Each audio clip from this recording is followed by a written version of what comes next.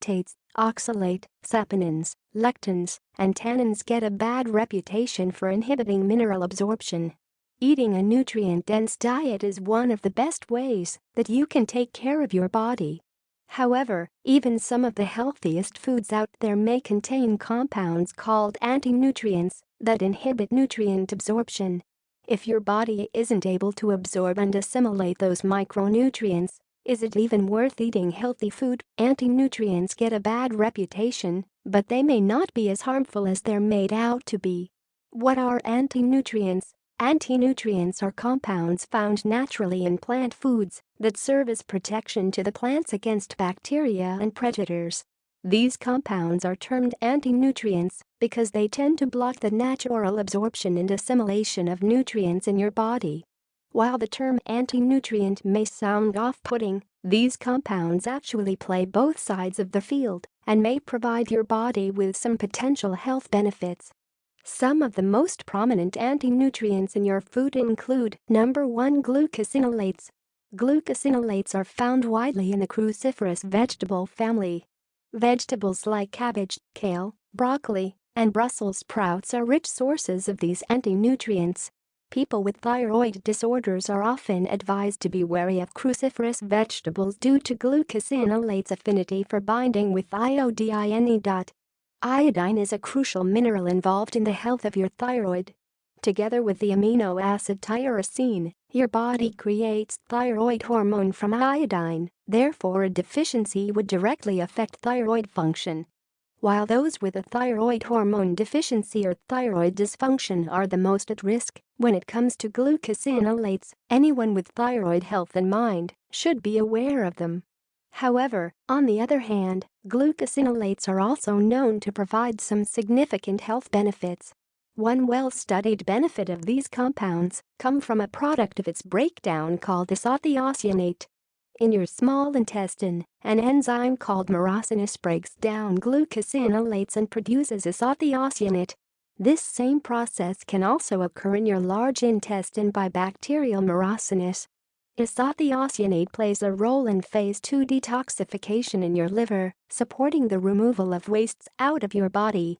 It's also known to be cancer protective, inhibiting cancer cell growth and stimulating cell death. Another key role that isothiocyanate plays is in its transformation to glutathione, a potent antioxidant. As an antioxidant, glutathione has a number of roles in both combating oxidative stress and calming inflammation in your body. Number 2. Lectins. Lectins can be found in a wide variety of plant foods, especially nuts, grains, and legumes. While most studies have been done on animals, research shows that consuming high levels of lectins can produce potentially harmful effects in both your digestive tract and within your body system. When you consume lectins, they don't get broken down by your digestive juices or enzymes. Instead, they survive the digestive process and may wreak havoc on your intestinal lining. Lectins are known for their binding properties, and they may end up binding to the cells that line your digestive tract. When this happens, these antinutrients may create a toxic effect on your gut, which results in harmful local and systemic reactions in your body. Locally, they can inhibit the proper turnover of the cells in your gut lining, damage your gut membranes, and interfere with nutrient digestion and absorption. Additionally, they can create shifts in your microbiome that result in issues with both immunity and digestion. Systemically, lectins can disrupt proper lipid, carbohydrate, and protein metabolism. They can cause damage to vital internal organs and alter hormone and immune processes. With all of that being said, there are some potential benefits to lectins as well. For instance, in nettle leaves, there is a type of lectin that exhibits antifungal properties. While this lectin is meant to protect the plant from fungal growth, its benefits may transfer to human health. Other research also supports certain types of lectins for their antimicrobial and antioxidant activities. Number 3. Oxalates. Oxalates, also referred to as oxalic acid, can be found in a wide range of foods. Specific fruits and vegetables, as well as nuts, seeds, and grains, carry varying amounts of oxalates. The number one issue associated with oxalate intake is the production of calcium oxalate kidney stones. This is due to oxalate's affinity for binding calcium. When oxalates are consumed, they typically bind to minerals in your digestive tract and then are eliminated along with the minerals they've bound.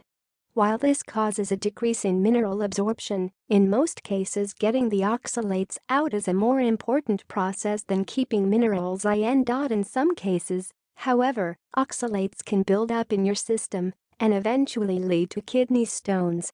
This can be due to issues with your digestion, imbalanced microbiota, or not having enough minerals to bind the oxalates. As a result, your body passes the oxalates through your kidneys to be excreted, increasing the risk for stone formation. Unlike the other anti-nutrients, oxalates don't seem to offer many health benefits themselves. However, they're often found in a variety of health-promoting foods like fruits and vegetables. Due to the high nutrient quality of oxalate-rich foods, it may be worthwhile to learn how to reduce the oxalate content of foods instead of avoiding the foods altogether. It should also be noted that the health of your digestive tract has a lot to do with whether or not oxalates will be harmful to your health or not. Number 4. Phytates. Phytate, also called phytic acid, is an anti-nutrient that's found in a range of whole grains, seeds, legumes, and nuts. Within those categories, however, the phytate content of foods can vary greatly. As an anti-nutrient, phytic acid inhibits the absorption of several essential minerals, inducing iron, zinc, calcium, and Mag and Potassium. These minerals play a variety of essential roles in the health of your body. Some of the most notable include immunity, blood cell formation, electrolyte balance, central nervous system function, DNA synthesis, and bone health. However, even with all of these potential detriments to health, phytic acid does have some potential benefits. One benefit of phytic acid is its role in reducing the risk of calcium oxalate kidney stones by inhibiting calcium salt crystallization. In fact, observational studies show that there is an inverse relationship between dietary phytate intake and kidney stone formation. In addition, phytic acid has been studied as a potential anti-carcinogenic substance.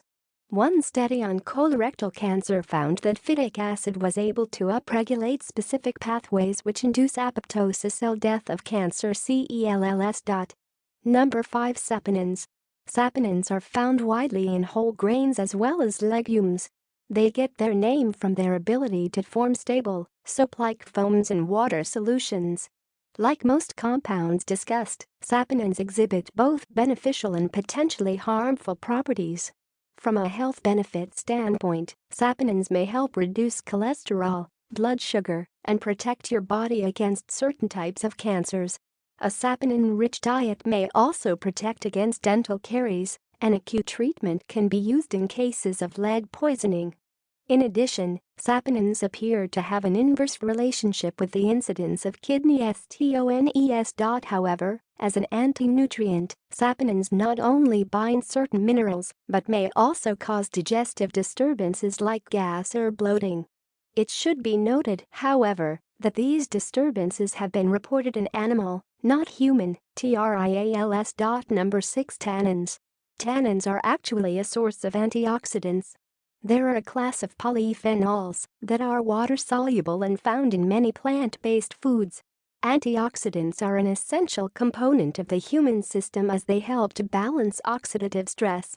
Without the help of antioxidants, oxidation would run wild in your body, and you would experience a wide range of health concerns. However, although they can act as a source of antioxidants, tannins can also negatively impact your health due to their inhibitory effect on certain enzymes. They also cause impaired utilization of vitamins and minerals and precipitate proteins, separating them in solution. Tannins have been implicated in the progression of certain types of cancers esophageal and cheek. However, other research supports the use of tannins as anti-carcinogenic. Tannins act as protection molecules in plants against fungi and bacteria. As such, they offer natural antifungal and antibacterial properties to your body, including your GI tract. In addition to their anti-carcinogenic and antioxidant behavior, tannins may also support lipid metabolism, liver health, and immune response. How to reduce anti-nutrients in food. As you can see, most foods that are high in anti-nutrients are also high in nutrients like vitamins, minerals, and fiber.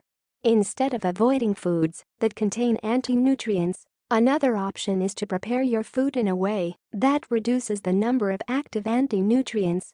There are several techniques that work to achieve this, including boiling.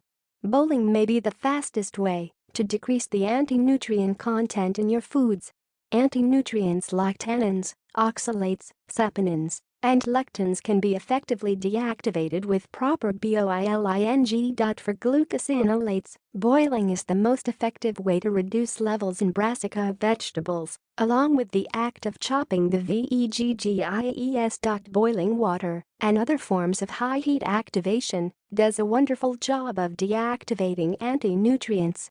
Depending on the food item, you may want to boil for longer or short periods of time to make sure the anti-nutrients are properly degraded. Soaking. Many people soak foods like beans before they cook them to enhance their digestibility. One of the benefits of soaking is the effect it has on anti-nutrients, especially those found on the skin of beans. Many anti-nutrients are water-soluble. Therefore, allowing an overnight soak can significantly reduce the number of anti-nutrients left in the food. But beans aren't the only type of food that can be soaked to reduce anti-nutrient levels.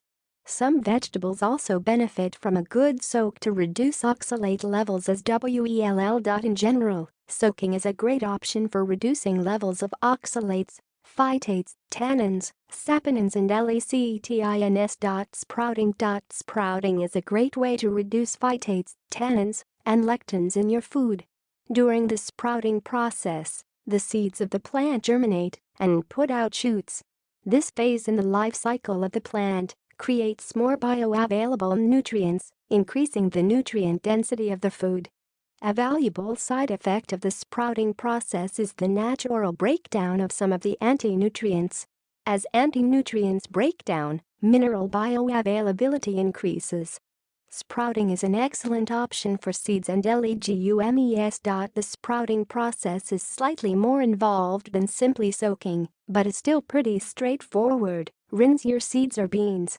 Soak them using a ratio of 3 parts water to 1 part seed or bean for around 12 to 24 hours depending on the type of seed or bean. Drain the water and allow the seeds to sit in either a mason jar or a sprouting container. Repeat the process of rinsing and draining a few more times until the seeds or beans are sprouted as desired. Fermentation. Along with sprouting, fermentation is another way to enhance the bioavailability of nutrients in your food. And likewise, it is also a great way to reduce anti-nutrient content at the same time. Fermentation is a process that's been around for thousands of years. During the fermentation process, microorganisms either naturally occurring or added digest the carbohydrates in the food.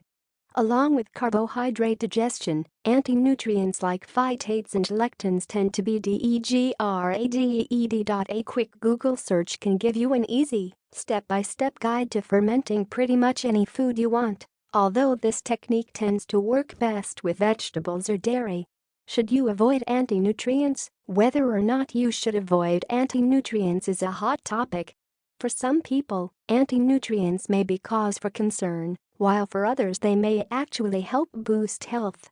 If you're someone who has digestive issues or is prone to kidney stones, you may do well by taking some extra steps to reduce the anti-nutrient content of your food. However, if your digestion is strong and there is no concern for kidney stones, anti-nutrients may not be that big of a deal. Although they are termed anti-nutrients, Many of these compounds actually impart some impressive health benefits. Antioxidants like tannins can support the health of your cells, boost your immune response, and may even protect against cancer. While saponins may provide benefits to your oral health, helping to ward off plaque and dental caries. If you're on the fence about anti-nutrients, or one type in particular, a great rule of thumb is to try an elimination diet. Depending on which anti-nutrient is of concern for you, you can try to reduce the content in your food using one of the techniques mentioned above, or simply avoid foods high in that specific anti-nutrient altogether. However, this type of elimination only needs to take place over a week or two. Since anti-nutrients are so abundant in a wide variety of foods, you may find yourself eliminating too many valuable nutrient sources. If you do find that you feel better when eliminating anti-nutrients from your system, it's likely due to an underlying issue in either your digestion or elimination processes. From there, you can seek out the advice of a healthcare practitioner or nutritionist to guide you. Overall, however, anti-nutrients seem to get a worse reputation than they deserve. With the understanding that many cooking methods degrade anti-nutrients naturally, along with the potential health benefits, anti-nutrients don't necessarily need to be on your watch list. Takeaway: anti-nutrients are labeled as such due to their tendency to inhibit the absorption of nutrients. While this tendency may cause a slight hit to the nutritional value of your food, there are some benefits of anti-nutrients that can't be ignored. Research shows that these compounds can support your immune system, act as antioxidants, support oral health, decrease inflammation, and much more. Unless you know you are sensitive to one or more of these compounds, they're likely safe to consume.